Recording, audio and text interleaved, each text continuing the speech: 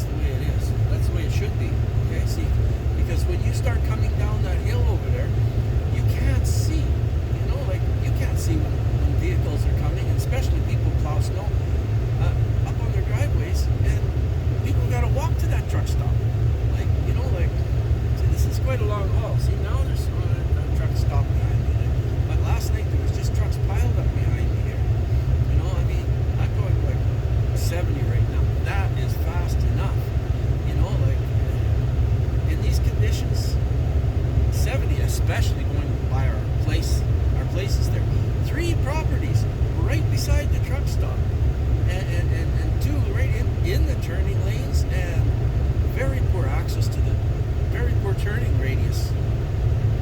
Okay, so now we're coming up to the hill just before this, and I'm sorry for getting upset. You know, I mean, it's ridiculous what they did here. Instead of putting an overpass in, they were going to expropriate everybody. They put it like this, and this is the way it's going to stay now. They accepted it this way. So that's the best. Raise this a little bit here. Okay, now this hill, from this point on at least, it should be a safety zone, community safety zone. You know, because you're coming up right here. If this was a 60 or a 60 zone or 50 zone right here, community safety zone, right from like here, this is where Tanis goes in here. This is Tanis's driveway. And she's got a plow too. She's moving in here now. This is Tanis's. And in order to, there's nothing coming behind me. In order to go into her place is very steep. And it's a hard corner right here. Get up, and a hill right there. Very narrow. And then ours is right here. And the turning lane starts right here. And in theory, to plow this driveway, I'm